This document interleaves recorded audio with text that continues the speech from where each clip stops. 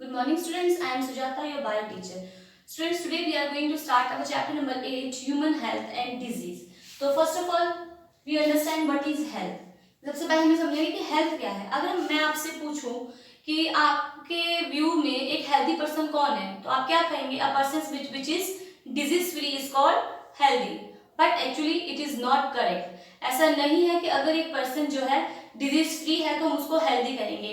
अब आप बताइए कि सपोज एक पर्सन जो है डिजीज फ्री है लेकिन वो क्या है, टेंस्ड है, डिप्रेशन में है, तो क्या आप उसको हेल्दी बोलेंगे? नहीं. तो इसलिए बच्चों, जो हमारी हेल्थ है किसी एक फैक्टर पे डिपेंड नहीं है कि हम अगर डिजीज फ्री हैं तो हम हेल्दी हैं. हमारी हेल्थ एक पूरा पैकेज है जिसमें हम mentally, socially and physically fit हैं. अगर एक person mentally, physically, socially fit है, then he or she will be called a healthy person. Let's see the definition. The state of complete physical, mental and social well-being is called health. Clear? अब हम ये कहेंगे कि health है, कौन से factors हैं जो हेल्थ को अफेक्ट करते हैं? The factors which are affecting health. तो हमारे वो फैक्टर्स हैं, फैक्टर्स अफेक्टिंग हेल्थ.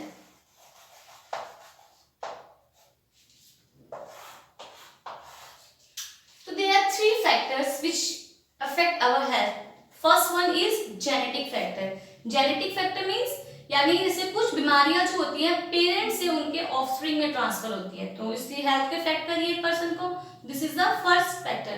सेकंड, हमारा लाइफस्टाइल, कि हम कैसा खा रहे हैं, कैसा मतलब कैसे हमारा जो सराउंडिंग है वो कैसा है, प्रॉपरली हाइजीनिक है या नहीं है. ठीक है, तो हम प्रॉपर योगा कर रहे हैं, एक्सरसाइज कर रहे हैं, नहीं तो ये हमारा प्रॉपर रेस्ट ले रहे हैं, नहीं ले रहे हैं. तो ये फैक्टर्स क्या है?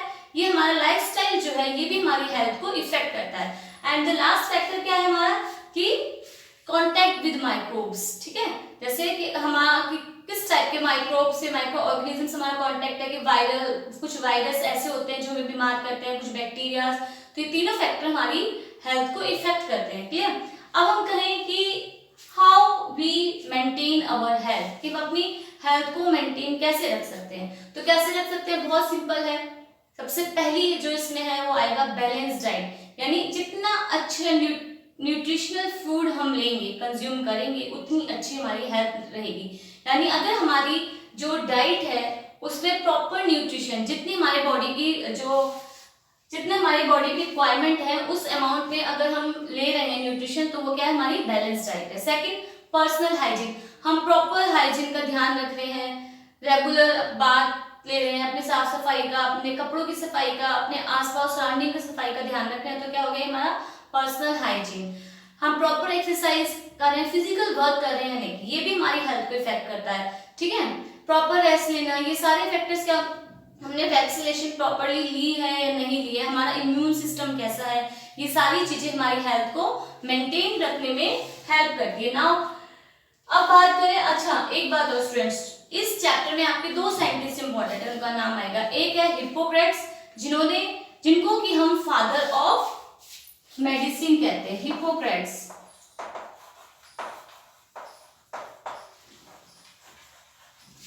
ये कौन है? Father of medicine. Clear students?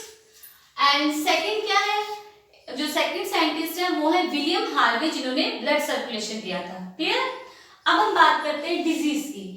तो डिजीज को बच्चों को दो पार्ट में स्प्लिट करते हैं हम, डिस और ईज में. ठीक है, तो ईज क्या है, कि जो हम इजीली हम अपना रह रहे हैं, चल रहे हैं, फिर रहे हैं, अपने काम इजीली कर रहे हैं. ठीक है, लेकिन अगर हम अपने वर्क को इजीली नहीं कर पा रहे हैं, हम इजीली लाइफ नहीं कर पा रहे हैं, तो वो क्या हो गया, डिस. उसके साथ हमें क्या जोड़ते हैं, डिस. तो यानी हम सही से प्रॉपर फंक्शन नहीं कर रहे हैं, हमारी बॉडी प्रॉपर फंक्शनिंग नहीं कर रही है, हमारा माइंड सही नहीं कर रहा है काम, तो ये क्या हो गया, डिसीज. यानी हमारी बॉडी को ना कोई परेशानी है, अफेक्टेड है हमारी बॉडी. ठीक है, तो डिजीज को टू कैटेगरीज में डिवाइड किया गया है, इन्फेक्शियस और non infectious disease. Infectious disease कौन से होते हैं? Which are transmitted from a unhealthy person to healthy person. देखो इस टाइम सबसे बेस्ट इसका एग्जाम्पल है आपको, वैसे तो काफी एग्जाम्पल्स हैं, एड्स, कॉमन कोल्ड है ना, ट्यूबरक्लोसिस, ये एग्जाम्पल है इन्फेक्शियस डिजीज, जिसको कि हम पहले एक कॉमन लैंग्वेज में छूत की बीमारी बोलते थे. यानी जो जो पर्सन इफेक्टेड है, उसको बीमारी है, उसके पास हम आते जाते उसके कांटेक्ट में आते हैं तो वो बीमारी हमें भी लगने का खतरा है। इस टाइम कोविड-19 है ना, ये वायरल जो डिजीज है ये बहुत ज्यादा फैली हुई है। तो ये कैसी डिजीज है? इन्फेक्शियस डिजीज है ना। अब हमारा सेकंड आ गया नॉन इन्फेक्शियस डिजीज। तो नॉन इन्फेक्शियस डिजीज कौन सी होती है बताओ? Which can not be spread from a unhealthy person to a healthy person, जो स्प्रेड नहीं होती, जैसे कि फीवर है हमारा नॉर्मल, और फीवर हो गया हमारा, कैंसर है ना। तो ये बीमारियां जैसे डायबिटीज, फीवर, कैंसर जो एक पर्सन से दूसरे पर्सन में नहीं जाती, ऐसी डिजीज को हम कहते हैं नॉन इन्फेक्शियस डिजीज। अब स्टूडेंट्स, अब डिजीज कई फैक्टर से होती है। देखो कुछ माइक्रो ऑर्गेनिजम्स हैं जो रिस्पॉन्सिबल हैं डिजीज के लिए। तो वो कौन कौन से माइक्रो ऑर्गेनिजम्स हैं, कौन सी डिजीज होती है, क्या सिम्टम्स हैं उनके, ठीक है, क्या इफेक्ट्स हैं, तो इन सबको अब हम एक टेबल के थ्रू स्टडी करेंगे, क्लियर। और इनको क्या कहते हैं? ऐसे माइक्रो ऑर्गेनिजम्स को जो डिजीज को फैलाते हैं, स्प्रेड करते हैं, उनको कहते हैं पैथोजेंस, क्लियर। अब हम इनके बारे में अपने टेबल के थ्रू स्टडी करेंगे। अब स्टूडेंट्स हम ये पढ़ेंगे कौन कौन से पैथोजेंस जो है किस डिजीज को करते हैं, उसके क्या सिम्टम्स हैं, है ना। पैथोजेंस की एक बार दोबारा सुन लो। The microorganisms which spread disease is called pathogens. तो वो कौन कौन से होते हैं? बैक्टीरिया, वायरस, फंजाई, है ना, प्रोटोजोआ, ये सारे क्या हमारे पैथोजेंस। अब आप ये देखिए, सबसे पहले हम पढ़ेंगे टाइफाइड। टाइफाइड क्या और कौन सा किसकी वजह से होता है? ये सैल्मोनेला टाइफी। टाइफाइड किसकी वजह से होता है? Salmonella typhi. और क्या सिम्टम्स है इसके? मेनली जो इसके सिम्टम्स है वो क्या है? High fever, weakness, stomach pain. और इसके इफेक्ट्स है जो मेनली वो क्या है? लॉस ऑफ एपेटाइट, ठीक है, यानी हमें भूख ना लगना, और इंटेस्टिनल परफोरेशन, कि कई बार अगर लंबे समय तक ये बैक्टीरिया हमारी बॉडी में रह जाता है जो टाइफाइड है, तो क्या होगा कि हमारी जो इंटेस्टाइन है, ठीक है, जो हमारी इंटेस्टाइन है वो परफोरेटेड हो जाएगी, उसकी वॉल्स को ये डैमेज कर देगा, उनमें होल्स कर देगा, क्लियर। अच्छा, एक चीज और स्टूडेंट्स, इंपॉर्टेंट क्वेश्चन है कि name the test for typhoid, कि टाइफाइड के लिए कौन सा टेस्ट होता है? तो वो कौन सा होता है बच्चों? विडाल, क्लियर है। कौन सा टेस्ट है जो टाइफाइड के लिए होता है? उसको कहते हैं विडाल। अच्छा, आपको पता है कि ये टाइफाइड हुआ कैसे? सबसे पहले ये एक लेडी थी मैरी मेलन, टाइफाइड उसको हुआ था। वो क्या थी? कुक थी। तो वो क्या करती थी? कुक थी, खाना बनाती रहती थी, स्नीज करती रहती थी। तो जो माइक्रोब्स उसके स्नीज के साथ, वाटर ड्रॉपलेट के साथ निकलते थे, वो उस खाने के साथ कंटेमिनेट होकर वो इधर से उधर जो पर्सन उसके हाथ का बना खाना खाते थे वो इफेक्ट होकर इस तरीके से टाइफाइड स्प्रेड हुआ, ठीक है। अब ये पढ़ेंगे हम निमोनिया। जो टाइफाइड और निमोनिया है बच्चों, ये दोनों ही बैक्टीरियल डिजीज है, ये बैक्टीरिया से होती है, ठीक है। निमोनिया को कौन सा ऑर्गेनिज्म है उसके लिए जो बैक्टीरिया रिस्पॉन्सिबल है? स्ट्रेप्टोकोकस निमोनी या हीमोफाइलस इन्फ्लुएंजा, ठीक है। स्ट्रेप्टोकोकस निमोनी या हम बोल सकते हैं haemophilus influenzae are the organisms which cause pneumonia. और इसके क्या सिम्टम्स हैं? फीवर, बुखार आना, ठंड लगना, चिल्स माने एकदम ठंड लगना, कपकपी जो आती है, शिवरिंग जो होती है ना, कफ, हेडेक, ये सारे निमोनिया के फीवर है। और बच्चों ये बैक्टीरिया है ना, ये क्या करता है? सबसे पहले हमारे लंग्स में जो एल्वियोली सेल्स होते हैं उनको, एल्वियोलाइज होते हैं, जो उनको इफेक्ट करता है, उनको फुल कर देता है फ्लूइड से, एक फ्लूइड उसमें हो जाता है जिसकी वजह से हमें रेस्पिरेटरी प्रॉब्लम्स होती हैं। अब है आपका थर्ड जो है वो वायरस की वजह से होता है, वो है कॉमन कोल्ड। और कौन सा वायरस है जो कॉमन कोल्ड के लिए रिस्पॉन्सिबल है? वो है रीनो वायरस, ठीक है। अब इसके क्या क्या सिम्टम्स है? देखो बच्चों, सबको पता है कॉमन कोल्ड के नेजल जो नेजल कंजेशन है, डिस्चार्ज है उसका, गला हमारा खराब रहता है, सोर थ्रोट है, हेडेक है, खराश रहना गले में, ये सारे हमारे कॉमन कोल्ड के सिम्टम्स हैं। और इसके इफेक्ट्स क्या है? ये भी हमारा जो कॉमन कोल्ड है हमारे रेस्पिरेटरी सिस्टम को इफेक्ट करता है, क्लियर है। अब स्टूडेंट्स हम पढ़ेंगे मलेरिया के बारे में। जो मलेरिया है ये प्रोटोजोआ से फैलता है, ठीक है, जिसका नाम है प्लाज्मोडियम। ये 3 टाइप्स के होते हैं, प्लाज्मोडियम वाइवेक्स, प्लाज्मोडियम मलेरिया और प्लाज्मोडियम फेलिसिपेरम।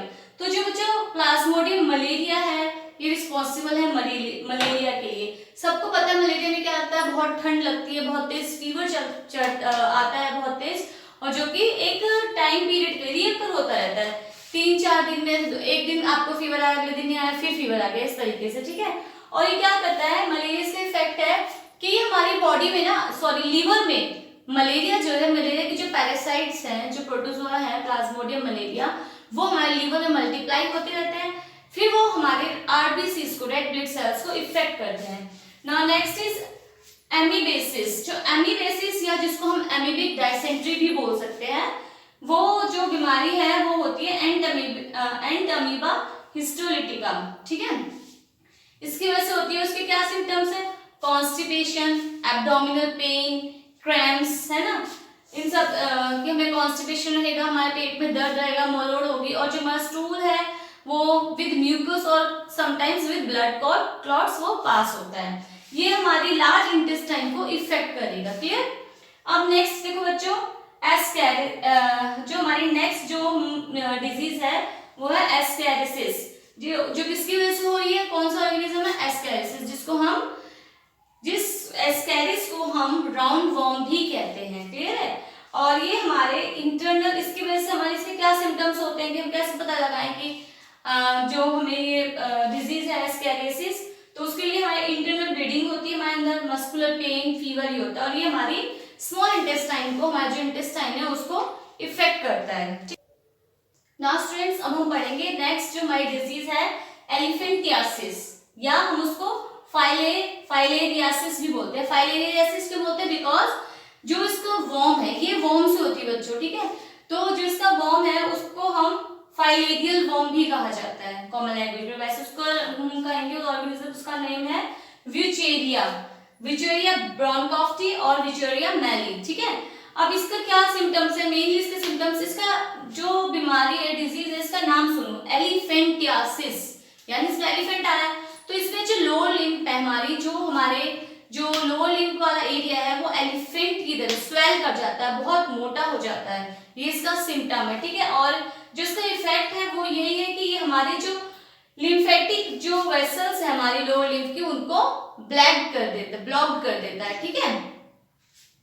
अब बच्चों हमारी जो लास्ट जो हमारी जो डिजीज है वो है रिंग वॉर्म, जो क्या है, एक फंगल इंफेक्शन है, फंगस से होती है। रिंग वॉर्म हमने सुना है ना, दांत खाज खुजली, बस वही है हमारी ये ring warm.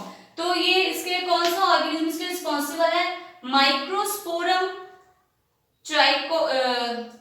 Trichophyton, microsporum and Epidermophyton, जो ये ऑर्गेनिजम्स हैं, ये फंगस है जो इसके लिए रिस्पॉन्सिबल है।